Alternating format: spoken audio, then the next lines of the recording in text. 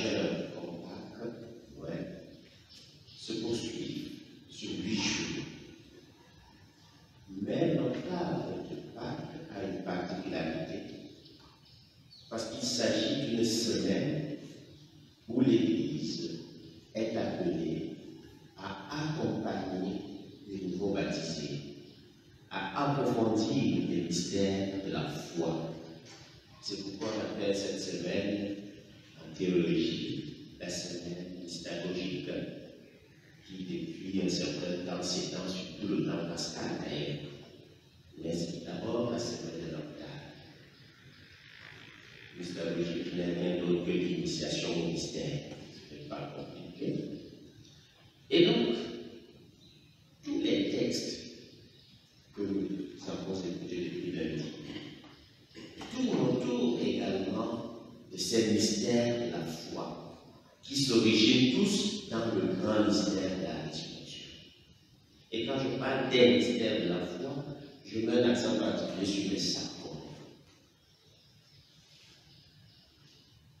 Vous avez écouté l'autre jour, dans la première lecture du livre des Actes des Apôtres, on demandait à Pierre que devons-nous faire. Il dit faites-vous baptiser au nom de Jésus-Christ. Mais avant d'arriver à cette invitation au baptême, qui est le sacrement primordial, est-ce qu'il y a eu un enseignement? Il a rappelé qui est Jésus-Christ. C'est celui qui a été annoncé par les prophètes, qui est arrivé, et que vos chefs et vos prêtres ont mis à mort. Dieu l'a ressuscité et l'a fait Seigneur. C'est cette condensée catéchétique qu'on appelle le kérigme.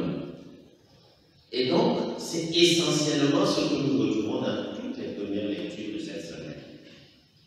Et c'est ce que Jésus, dans la fin de l'évangile d'aujourd'hui, semble rappeler. Quand il dit, on dit, alors il ouvrit leur intelligence à la compréhension des Écritures, il leur dit, ainsi est-il écrit que le Christ souffrirait, qu'il ressusciterait d'entre les morts le troisième jour, et que la conversion sera proclamée en son nom pour le pardon des péchés à toutes les nations. Jésus reprend ici le bout de tout l'enseignement kérigmatique que les apôtres vont poursuivre. Pourquoi je reviens sur cela? Parce que la nuit de Pâques, nous nous sommes tous renouvelés dans notre baptême.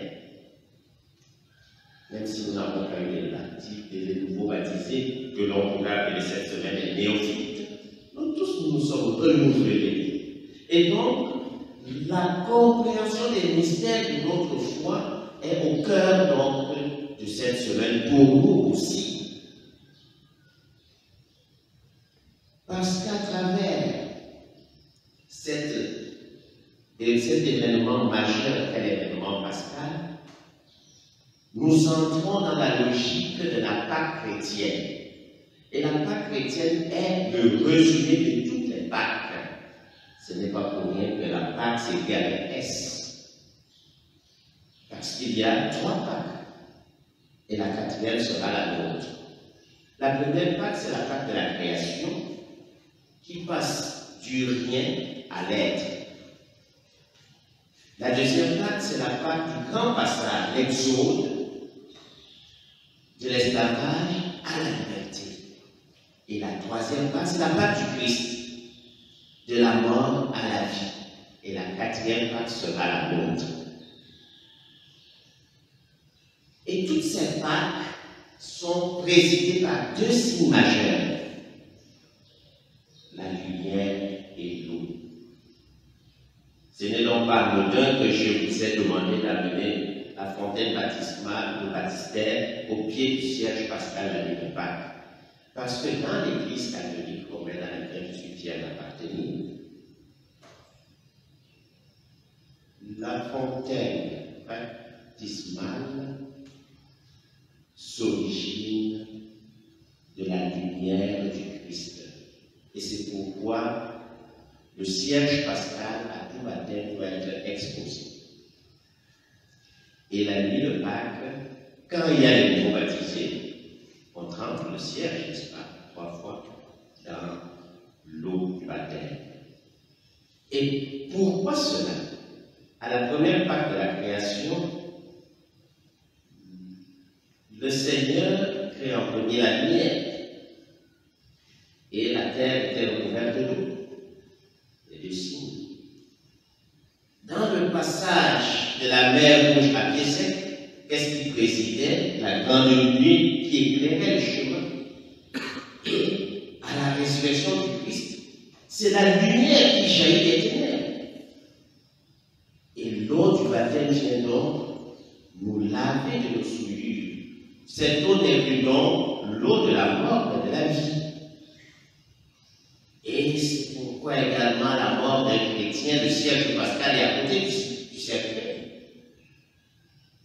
Et on utilise l'eau pour asperger le corps, en souvenir de son baptême.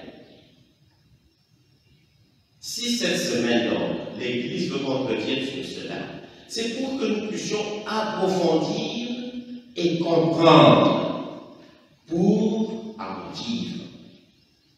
Dans la première lecture d'aujourd'hui, on tourne encore autour du même élément, mais en insistant sur la foi. Pierre et Jean ont guéri un paralytique, et celui-ci ne les lâchait plus. Parce qu'il a rencontré à travers eux celui qui l'a mis debout, le ressuscité, qui vient mettre l'homme debout. Et les gens s'étonnent. Pierre, dans la parole, et dit: oh d'Israël, pourquoi vous vous étonnez? Pourquoi fixer les yeux sur nous, comme si c'était en vertu de notre puissance personnelle et de notre piété que nous lui avons donné de marcher? Non, mais c'est à cause de Jésus. C'est la foi qui vient de Jésus. C'est la foi par Jésus. C'est la foi en Jésus. Tout repose sur la foi dans le nom de Jésus-Christ, dit-il. C'est ce nom lui-même qui vient d'affermir cet homme que vous regardez et connaissez. Pour nous faire comprendre donc, les mystères de notre foi ne peuvent être des mystères de notre salut que si et seulement si notre foi s'affermit en la personne du ressuscité. Et Pierre ne se fatigue pas de le dire. La figure de Pierre est également une figure qui nous enseigne parce qu'il est la parole autorisée. Et il parle au nom des 12. Il est donc celui-là qui a reçu mission de Jésus d'être le porte-parole de ses frères, nous pourrons dire ainsi. Et cette exhortation de Pierre trouve son sommet dans ce que nous écoutons depuis à travers le récit des disciples d'Emmaüs. Le sommet est dans le sacrement de l'Eucharistie. Nous avons depuis lundi écouté le récit de l'apparition de Jésus à Marie-Madeleine de l'évangile de Jean.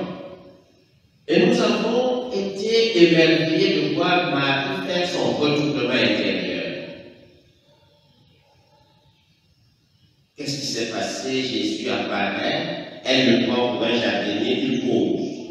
Et quand Jésus prononce son nom, on dit, elle se tourne vers lui, mais elle le regardait déjà.